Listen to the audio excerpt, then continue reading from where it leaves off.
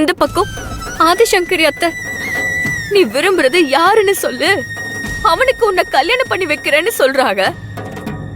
இன்னொரு பக்கம் நான் விரும்புற செழியனை கல்யாணம் பண்ணிட்டு வாழ்ந்தா அந்த ரங்கநாதன் என்ன கொன்னுடுவானோன்னு ஒரு பக்கம் பயமா இருக்கு. இப்படி என்ன சுத்தி சுத்தி எரியிற நெருப்புக்கு நடுவுல நான் மாட்டிக்கிட்டு தப்பிக்க முடியாம பயந்து செத்துக்கிட்டு இருக்க. துணிஞ்சு நில்லு. நமக்கு எதிரா என்ன நடந்தாலும் நாம வாழ்ந்துதான் ஆகணும் காயத்ரி. எவ்வளவோ பிரச்சனையெல்லாம் பார்த்துட்டு அதை ஜெயிச்சுட்டு தானே இந்த இடத்துல வந்து நிக்கிற. அதே மாதிரி இந்த பிரச்சனையும் ஒண்ணு இல்லாம போகும், உனக்கு சாதகமா மாறும். அந்த முருகன் எப்பவும் உன் பக்கம் இருக்காரு. நம்பிக்கையோட இரு. விடியட்டும், பாத்துக்கலாம். இந்த ராத்திரிக்குள்ள ஒரு நல்ல முடிவு கிடைக்கும். நம்பிக்கையோட இரு காயத்ரி.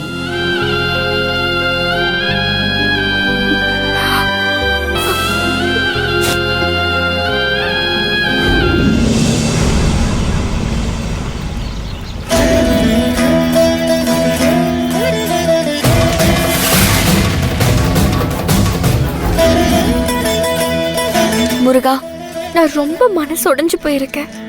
என்ன பார்த்தா உனக்கு பாவமாவே தெரியலையா? இப்படியெல்லாம் பேசுறேன்னு தயவு செஞ்சு கோச்சுக்காத. என் மனசுக்குள்ள அம்பட்டு வேதனைய சுமந்துகிட்டு இருக்க.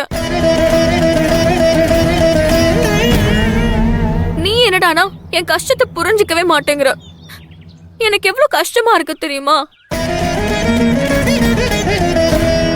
அத நான் பாட்டி கிட்ட போய் சொன்னா நீ கும்பிடுற முருகன் உன்னை கைவிட மாட்டா, நீ நம்பிக்கையா இருன்னு சொல்றாங்க.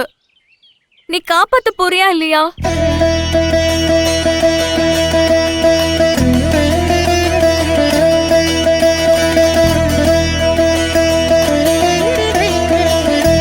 நீ சைலண்டா இருக்கிறத பார்த்தா என்ன நீ ரொம்ப அழ வைக்க போற மாதிரி தெரியுது. நான் பாவம் இல்லையா?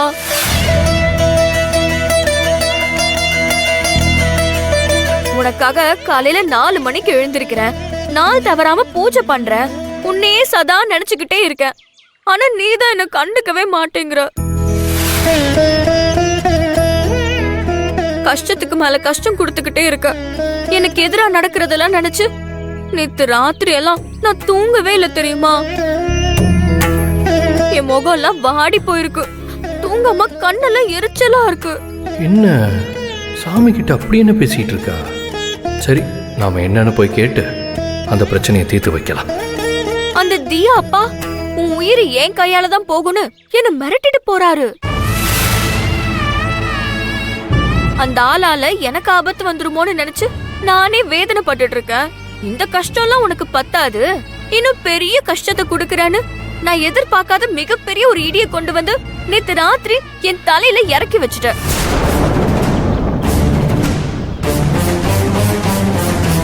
என்ன அப்படி பாக்குற? கஷ்டத்தை கொடுத்துட்டு அப்படியே அப்பாவி மாதிரி மூஞ்ச வச்சிட்டு இருந்தா நான் சும்மா விட்டுருவேனா? நான் விரும்புறது செழியன, அது உனக்கே நல்லா தெரியும்ல. நான் என்ன காப்பாத்திக்கிறதுக்காக வேற ஒருத்தனை விரும்புறதா அந்த நேரத்துல ஒரு பொய்ய சொன்ன. அவனை கொண்டு வந்து நிறுத்தணும்னு எனக்கும் அவனுக்கும் கல்யாணம் பண்ணி வைக்கிறேன்னு அத்தை சொல்றாங்க. இல்லாத ஒருத்தனை நான் எப்படி கொண்டு வந்து நிறுத்த முடியும்? இது அத்தைக்கு தான் புரியல, உனக்குமா புரியல? இப்படி என்ன மாட்டி விட்டு தவிக்க வைக்கிறியே. இந்த பிரச்சனையில இருந்து எனக்கு காப்பாத்து. செழியனை நான் கல்யாணம் பண்ணிக்கிட்டு குழந்தை குட்டிய பெத்துக்கிட்டு பேரும் பேத்திய எடுத்து ஒரு சந்தோஷமான வாழ்க்கைய வாழணும்னு ஆசைப்படுறேன். ஆதிசங்கரி அத்தை அந்த ரங்கநாதனுக்கு பயந்து என்ன வேற ஒருத்தனுக்கு கல்யாணம் பண்ணி வச்சு இந்த வீட்டை விட்டு அனுப்ப நினைக்கிறாங்க. அத்தையோட மனச மாத்தி செழியன் கூட கல்யாணம் பண்ணி வைக்கவே. இத நீ செஞ்சு கொடுக்கல அப்புறம் நான் உன்கிட்ட என்னைக்குமே பேச மாட்டேன்.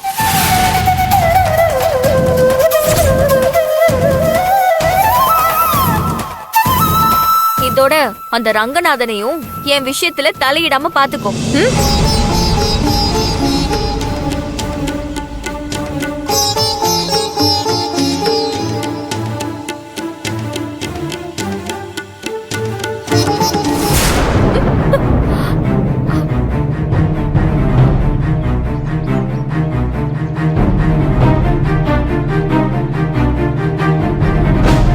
என்ன காயத்ரி,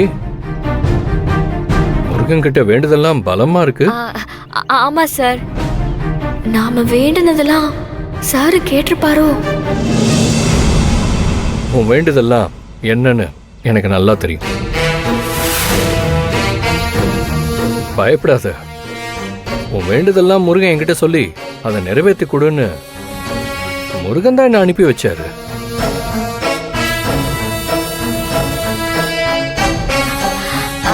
அப்போ நான் முருகன் கிட்ட வேண்டிக்கிட்டத நீங்க கேட்கலையா? நான் இப்பதானே வந்தேன், எனக்கு சரியா கேட்கல. சரி சொல்லு, என்ன வேண்டிட்டு இருந்த? நீதான் அனுப்பி வச்சேன்னு சொல்றாரு. உன்னை நம்பிதான் என் மனசுக்குள்ள இருக்கிற காதல இப்ப நான் அவர்கிட்ட சொல்ல போறேன். என்ன, ஏன் ரொம்ப யோசிக்கிற? சொல்றேன், ஆனா என்ன நீங்க தப்பா நினைச்சுக்க கூடாது. நினைக்க மாட்டேன், சொல்லு. அது அது வந்து காயத்ரி, கொஞ்சம் சீக்கிரம் இங்க வந்துட்டு போ. பாட்டி கூப்பிடுறாங்க, நான் அப்புறமா வந்து பேசுறேன். அப்புறமா சொல்லணும். கண்டிப்பா சொல்றேன் சார்.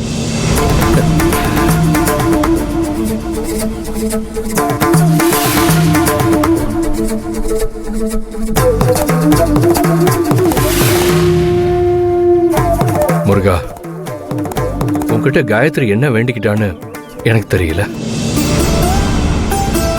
ஒருவேளை அவ யாரையோ விரும்புறேன்னு சொன்னா அவங்க கூட சேர்த்து வைன்னு கூட வேண்டியிருக்கலாம். இல்ல ரங்கநாதனால காயத்ரி உயிருக்கு ஆபத்து இருக்கு, அவங்கிட்ட இருந்து என்னை காப்பாத்தன்னு கூட வேண்டி இருந்திருக்கலாம். நான் உன்கிட்ட சொல்றேன், நல்லா கேட்டுக்க. அந்த ரங்கநாதனால காயத்ரிக்கு எந்த ஆபத்தும் வரவே வராது. என் உசுரை கொடுத்தாவது நான் காயத்ரி உசுரை காப்பாத்துவேன். அதுக்கு நான் உனக்கு உத்தரவாதம் கொடுக்கிறேன். காயத்ரி தைரியமா துணிச்சலோட இருக்கணும், அதுதான் இப்ப முக்கியம். அவளை சந்தோஷமா பாத்துக்க.